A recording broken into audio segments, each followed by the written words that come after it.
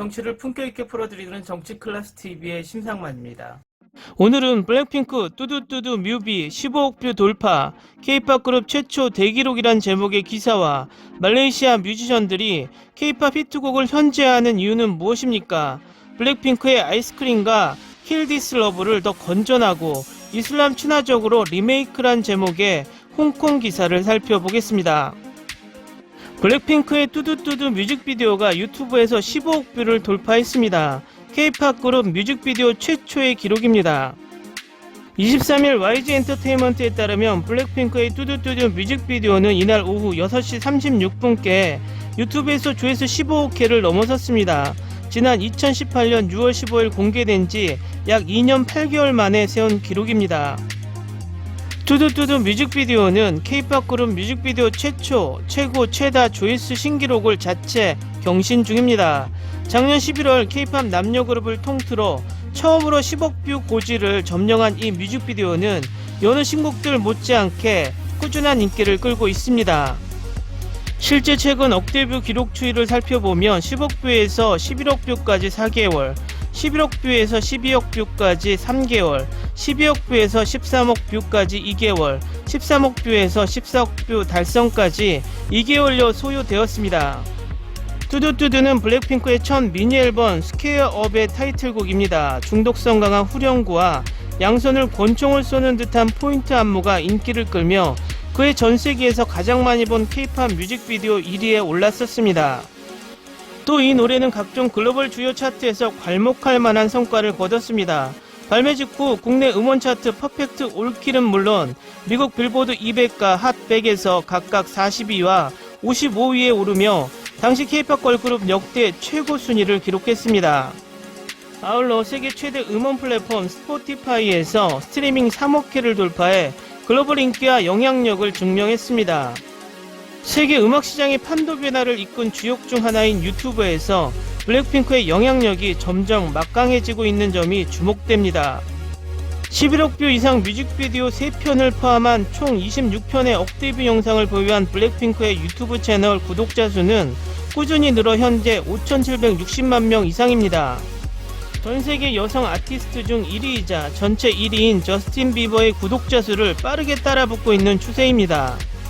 다음은 말레이시아 뮤지션들이 K-POP 히트곡을 현지화하는 이유는 무엇입니까? 블랙핑크의 아이스크림과 Kill This Love를 더 건전하고 이슬람 친화적인 리메이크란 제목의 기사를 살펴보겠습니다. 한류의 물결이 글로벌화되면서 K-POP의 영향력은 미국의 블랙 리브스 매터 운동을 지지하는 방탄소년단 팬들과 같이 예상치 못한 곳에서 나타났습니다. 그러나 그룹은 문화적 무감각성에 대해서도 비판을 받았습니다.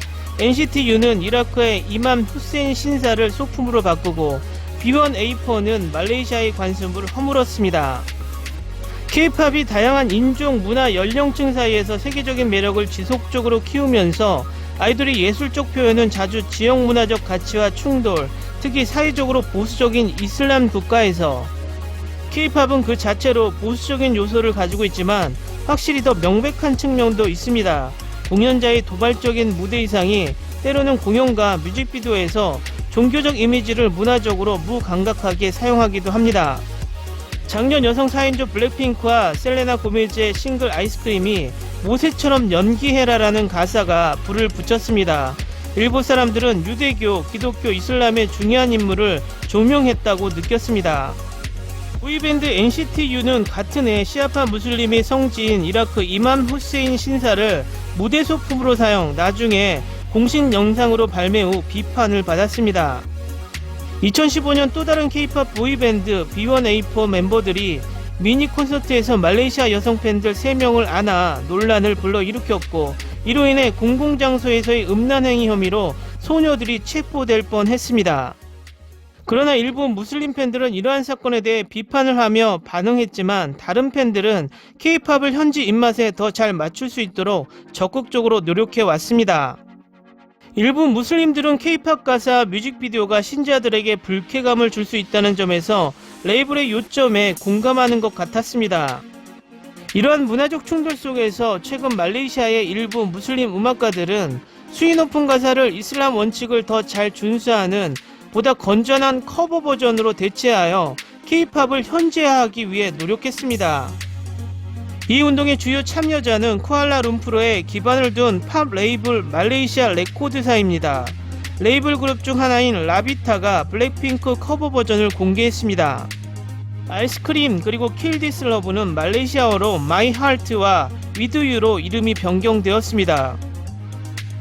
두 커버 버전 모두 원가사에서 부적절한 암시로 간주되는 내용을 끝없는 사랑과 신에 대한 헌신에 초점을 맞춘 것으로 변형시켰습니다. 유튜브에서 각각 30만회와 40만회 이상의 조회수를 기록했습니다.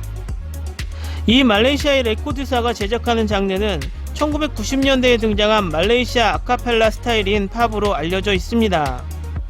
현대 서양 팝 음악과 이슬람 가치 및 지역 전통 음악 요소를 융합하는 데 중점을 둡니다. 이 스타일은 인기 있는 글로벌 트렌드를 통합하면서 말레이시아의 이슬람 버전의 근대성을 나타내기 때문에 젊은 세대의 무슬림에게 호소합니다. 한국문화교류재단 말레이시아의 홍승아 특파원은 일부 무슬림들은 대중문화의 요점에 공감하는 것 같다. K-팝 가사 뮤직비디오는 신자들에게 불쾌감을 줄 수 있다는 레이블을 붙였습니다. 그러나 그 노력이 무슬림 인구에게 의미가 있을 수 있지만 다른 종교 단체에도 적대감을 줄 수 있다고 우려하는 사람들이 있습니다. 많은 말레이시아 팬들이 자신과 자신의 개인적인 삶에 대해 얼마나 엄격한지 말하지만 그 엄격함을 다른 사람들에게 확장할 필요성을 느끼지 않습니다. 대중적인 외국 문화는 종종 말레이시아에서 부패의 힘으로 비난받았습니다. 이 라벨링은 1980년대부터 이 지역을 통치해온 보수 당국에 의해 주로 수행되었으며 이러한 외부인의 영향이 정치적 통제에 위협이 되는 것으로 간주했다고 동남아시아, 동아시아 간의 문화 간 연결 전문가 중국 닝보 노팅엄 대학교 미디어 및 문화연구 부교수의 발언에 따르면 이러한 통제를 유지하기 위한 수단으로 당국은 인종적, 종교적으로 분열적인 형태의 정치를 장려하는데 이는 수능과 인종적, 종교적 형태의 정체성을 강조하는 것입니다. 그러나 대다수의 젊은 무슬림 K-팝 팬은 종교적 신념과 글로벌 팝 문화에 대한 열정 사이에 눈에 띄는 갈등이 없다고 생각합니다. 많은 말레이시아 팬들이 자신과 자신의 개인의 삶에 대해 얼마나 엄격한지 말해주지만 그 엄격함을 다른 사람에게 확장할 필요성을 느끼지 않으며 다른 형태의 엔터테인먼트에 의해 위협받지 않습니다. 팬들은 K-팝과의 관계를 협상할 수 있으며 자신을 표현하고 이슬람에 가까워지는 데 필요한 것을 취할 수 있습니다 라고 덧붙였습니다. 교수는 특히 젊은 세대가 교육을 많이 받고 디지털에 능숙하여 외국 문화를 더 많이 받아들인 결과라고 말합니다. 그녀는 말레이시아 웹사이트 K-팝 피드 편집장의 말을 인용하여 정서를 반영했다고 한국 문화 소식을 전합니다. 젊은 세대와 노인 세대의 뚜렷한 차이점은 전자가 훨씬 더 기술에 정통하고 자신의 온라인 커뮤니티를 구축할 수 있다는 것입니다. 이는 결국 K-팝의 국내 영향력 확산을 도왔고 팬들이 서로의 열정을 공유할 수 있게 했으며 스타의 이름으로 자선단체에 대한 공동기부를 할 수 있다고 말합니다. 말레이시아의 무슬림 친화적인 K-팝 가사의 등장과 다른 나라에서의 장르를 재해석하고 현지화하려는 노력은 K-팝이 국제적으로 중요한 문화적 영향력을 발휘할 정도로 성장했음을 보여줍니다. 일부 국가에서는 이 장르가 특정 정치적 목소리를 나타내는 도구 역할을 하면서 문화적 영역을 훨씬 넘어서 확장되었습니다. 방탄소년단, 엑소, 블랙핑크를 포함한 가장 큰 K-팝 이름의 팬들은 태국에서 민주화 운동을 동원하는 세력의 일원이 되었습니다. 소녀시대의 인투 더 뉴월드와 블랙핑크의 킬 디스 러브 노래는 거리 시위에도 울려 퍼졌습니다. 고의적인 모욕보다는 다른 문화에 대한 이해 부족에서 비롯된 것이라고 편집장은 말했습니다. 할리우드 영화의 문제, 소비자가 계속 다양화됨에 따라 K-팝은 이해 범위를 넓히고 관련 문화 전문가와 상담해야 합니다. 편집장은 K-팝이 그 자체로 부적절하기 때문에 그런 무감각성에 대한 우려가 반드시 나타나는 것이 아니라 사회가 급변하는 시기에 권위주의적 통치와 지역적 정체성에 대한 도전을 제시하기 때문에 발생한다고 지적했습니다.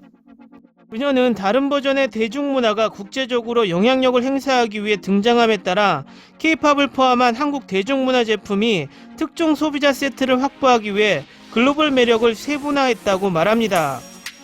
이는 한류가 국제 무대에서 틈새 시장을 개척하기 위한 수단으로 보다 구체적인 가치관에 순응하고 특정 시청자에게 어필하기 시작한다는 의미일 수도 있다. 결국 이런 일이 생기면 다른 시청자를 잃을 수도 있습니다라고 말합니다.